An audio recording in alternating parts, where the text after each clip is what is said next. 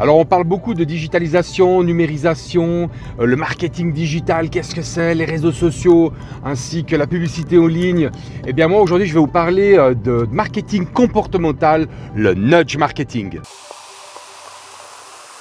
Le nudge marketing propose un nouveau concept et surtout un paradigme économique qui implique des consommateurs dans leur comportement d'achat de tous les jours, que ce soit dans un magasin ou sur internet. Et il se sert de ce socle pour mieux cerner les propositions de fidélisation du client et surtout de mieux cerner des mécanismes d'achat de monsieur, madame, tout le monde. Vous êtes unique et vous voulez une personnalisation de vos achats? Regarde ceci, car ton voisin l'utilise déjà.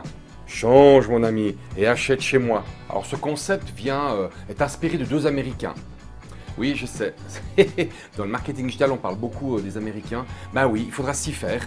Le digital marketing, c'est plus d'idées au mètre carré chez les Américains parce qu'ils sont plus nombreux, ils ont plus de technologie et ils sont plus de personnes pour pouvoir réfléchir à la même technologie pour avancer plus vite. Donc il faudra qu'on s'y fasse et le marketing digital n'y coupe pas. Et le nudge marketing est véritablement inspiré donc, de deux personnes, juristes et économistes, qui ont permis ces quelques dernières années de faire avancer la façon de décider un acheteur à changer son comportement pour acheter ou vendre. Le but étant d'inciter un individu à agir d'une certaine manière, dans le sens souhaité, sans jamais chercher à le contraindre. Jamais, aucune contrainte. Une campagne d'information ne suffirait pas pour nous faire changer nos habitudes, simplement. Par exemple, bah tiens, si je te dis ne fume plus parce que c'est mauvais pour la santé, bien sûr que je vais arrêter de fumer, cause toujours à ma clope. Être conscient des vertus d'un comportement n'entraîne pas forcément sa modification et son adoption. Et non. Diagnostiquons un peu tout cela. Dans de nombreuses situations, et notamment face à des choix complexes, l'humain prend des décisions peu réfléchies et parfois à son détriment. Ainsi, face à un travail laborieux qui doit être fait dans l'immédiat, le jour même, dont on sait pertinemment qu'il vaudrait mieux le démarrer de suite pour ne pas perdre de temps, bah qu'est-ce que va faire l'humain?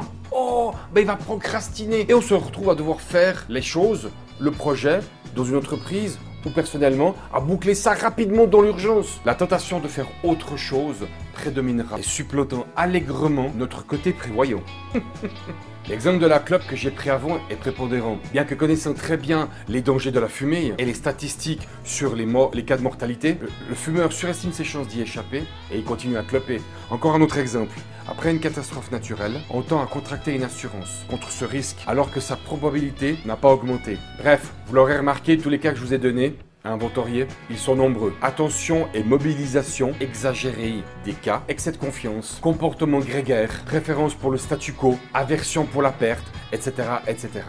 Tous ces cas sont déjà inventoriés, vous les connaissez, j'ai rien besoin de vous apprendre. Les affinités entre le nudge marketing et le numérique, où sont-ils? Le numérique est à l'évidence un environnement rêvé pour le nudge. En premier lieu, nous prenons aujourd'hui beaucoup de décisions d'achat que nous faisons sur nos smartphones ou sur différents écrans. Alors lorsque nous faisons des achats en ligne, contactons le service client ou comparons des offres de crédit hypothécaire, lorsque nous envoyons un message à des collègues ou à des proches, ou saisissons des informations sur différentes plateformes, dans un logiciel professionnel, ou lorsqu'encore nous interagissons à un post sur un réseau social, à chaque fois nous opérons des choix. Et nous le faisons parmi des options qui nous sont présentées d'une certaine manière par les concepteurs de ces plateformes. Ah ça, si ce n'est pas une preuve d'être induit dans le processus d'achat. Réussir une opération de nudge marketing. Il est certain que pour réussir à nous convaincre une personne de faire le bon choix, il faut éviter de la forcer, mais plutôt de lui montrer le chemin calmement et intuitivement pour que son comportement à elle change et ainsi lui amener une expérience d'achat bienveillante qui lui est favorable, mais aussi pour les autres et l'environnement, selon le produit ou le comportement. Et ça marche très bien! Oui, madame! Par exemple, dans le médical, ou à la cantine, ou au supermarché, dans un restaurant,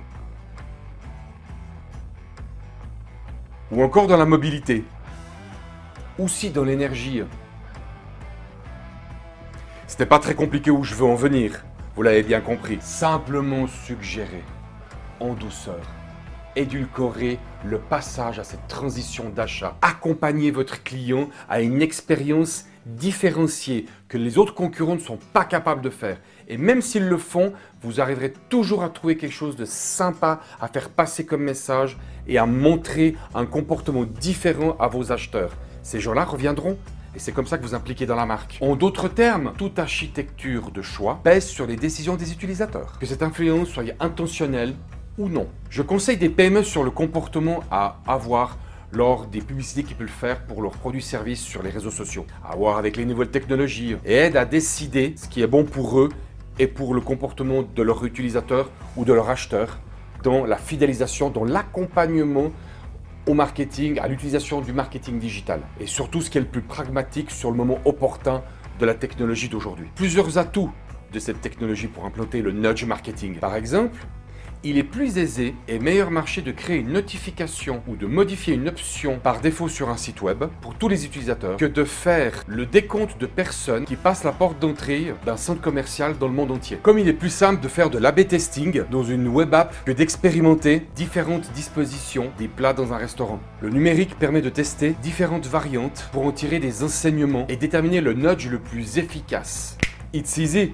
On arrive bientôt au terme de cette vidéo. Je voudrais juste encore vous dire que les différents sondages et analyses que j'ai effectués l'année passée m'ont permis de voir quelles étaient les expériences utilisatrices, acheteurs, compulsifs ou pas, sur quelle plateforme on peut aller vendre ou acheter ses produits-services, quelle est la relation avec la marque qu'on pourrait obtenir. Et je vois aussi que le mot d'ordre pour 2020 va être et doit être réussir à atteindre un niveau de connaissance client suffisamment satisfaisant pour inspirer et proposer des expériences encore plus personnalisées pour se défaire de la concurrence. Chers clients, je vais devoir collecter des données, oui, les fameux data.